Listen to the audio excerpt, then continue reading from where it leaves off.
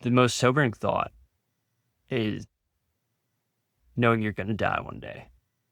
And by the time I get to the end of my rope, I want to give everything, every last thing, and leave it on the table to exhaust my body for the higher cause. And this cause is to glorify God. I'm grateful for the gift that God has given me to glorify his name, to exhaust myself, to exhaust myself athletically, exhaust myself in speaking.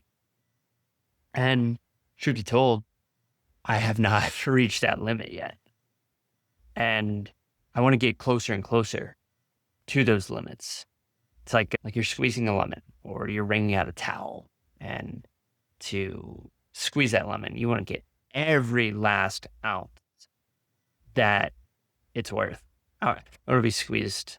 I want to give every last ounce of my body and glorify him and lead as many people as I can along the way.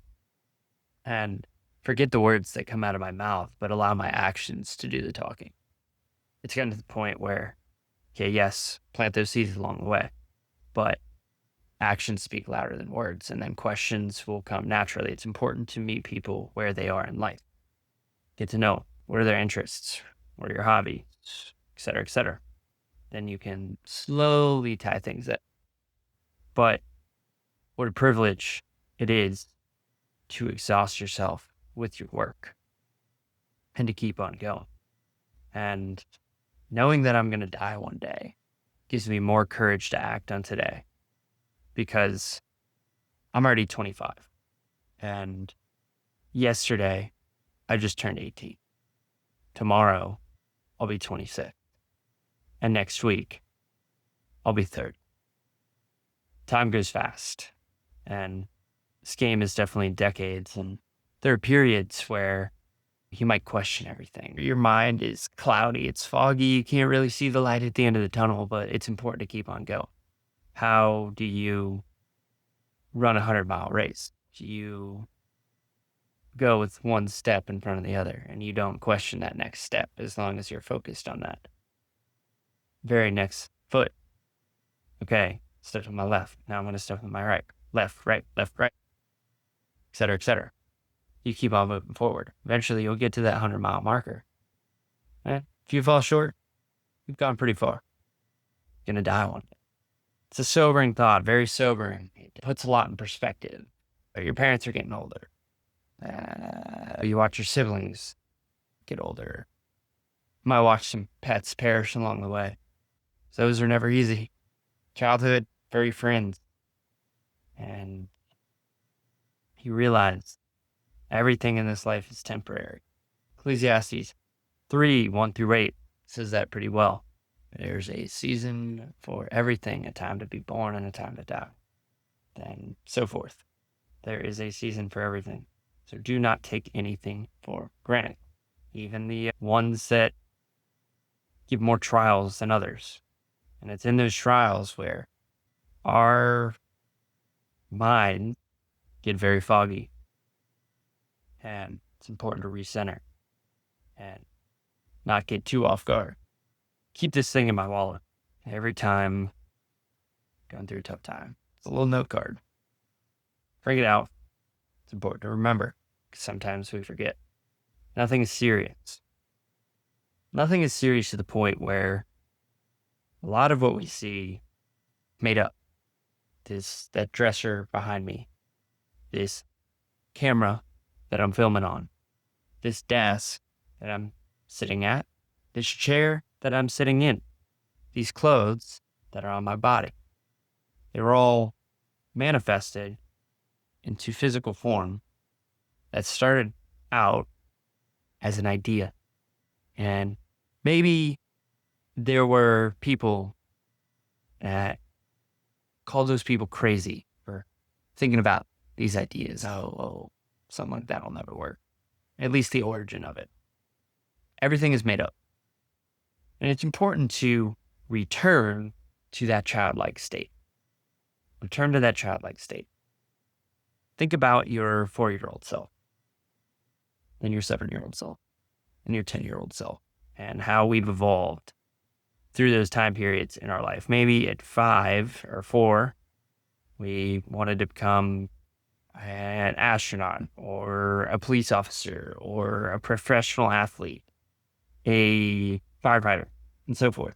As we get to 7, 10, maybe those things stay the same, but there comes a point where we get to middle school and high school. We start to lose that youthful side to us each and every day if we don't water it like we should.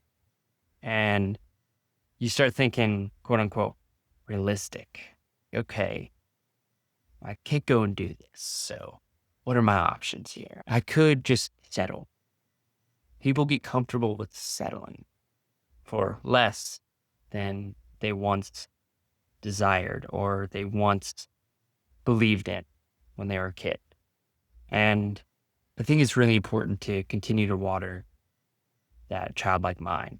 For me, occasionally, I like to play Lego Star Wars, where it just takes me back to that childlike mentality. It's a video game I really enjoyed when I was younger, as the Star Wars movies. And it just takes me back to that creativity where, okay, I need to get X amount to unlock certain characters and so forth. Another one is Call of Duty Black Ops Zombies. And I remember playing that when I was younger and seeing how difficult it was to maybe make it to round 11 or double digits in general. My first couple times ripping the sticks, making round 25. And it got to a point where it's very repetitive, but it just brought me back to that childlike state. And the creativity and the insight that you get from that is essential. Laughing at silly humor or laughing at yourself because you made a mistake. Mistakes are inevitable. It's like dust off, keep on moving forward. Laugh at yourself. That shows confidence, shows you're not afraid to make mistakes. And there were a couple of years where I was terrified of making mistakes. I did not want to mess up because I'm stubborn. I had a lot of pride and I wanted everything to be picture perfect. I was afraid of putting myself out there, of putting myself out there on the internet. And over the course of the last year, I've realized, have fun with it.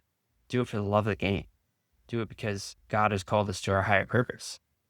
And now it's starting to flow naturally. That childlike state has returned. And I didn't completely lose it over the last couple of years, but now things are coming more naturally. And I'm enjoying it. And yeah, there's a quick little story because it's on my head right now. There's this backyard ultra going on right now. And for those of you that don't know about backyard ultras format, it's last man standing essentially. It's in the form of a 4-mile loop and it's every hour. So you have 1 hour to complete that 4-mile loop. And say you complete the first loop in 40 minutes. You have 20 minutes to stretch, rehydrate, refuel, take a poop, pee, etc. And you keep on going until the last man is finished. About a year ago, a friend of mine that I connected with on Twitter saw what he was doing. He's got amazing writing skills. God speaks through him in incredible ways. He was competing in this and he made it to 200 miles. It was very inspiring to me, brought me to tears. And I wouldn't have some of the friends that I have today without him, without being dropped into that group chat. And I'm very grateful to have him in my life and seeing him push himself beyond his limitations was very inspiring. He's a big endurance runner. The furthest he had gone prior to this was 62 miles. And he beat that by 3. And very inspiring to see him go above and beyond. And God's got huge plans for his life. But yeah, just thought I'd sprinkle that in there. And over the course of the last week or so, I've been questioning what's next. What is next? And other friend who I met through him gave the idea we should do a backyard. And I'm like, okay, that sounds insane. Yeah, no, I can't stop thinking about it. And seeing him go 200 miles, I'm like, yeah, that's it. I want to compete in that. Could try to do a marathon as fast as I can. I'm like, but I want to see what I'm capable of. I want to see how far I can go before my mind quits. Because the mind quits far before the body does. And been a couple weeks recovering, but ready for the next challenge and to keep on moving forward, keep glorifying God for what he's done in my life. And it's been about a year since I surrendered my life to God, and my birthday's coming up. This is where my new year is, because I moved back a year ago, and this is where real change started. So I'm very fortunate for the last year and how it's gone, and I look forward to seeing how this year is going to go each and every day. But the rest of this note card is you're going to die one day. But what you do and say will outlive you. It's not over until it's over. It's a big one. Keep on going until that bell rings. I think that goes hand in hand with exhausting your body for all that it's worth. Death is an illusion. That doesn't really scare me anymore.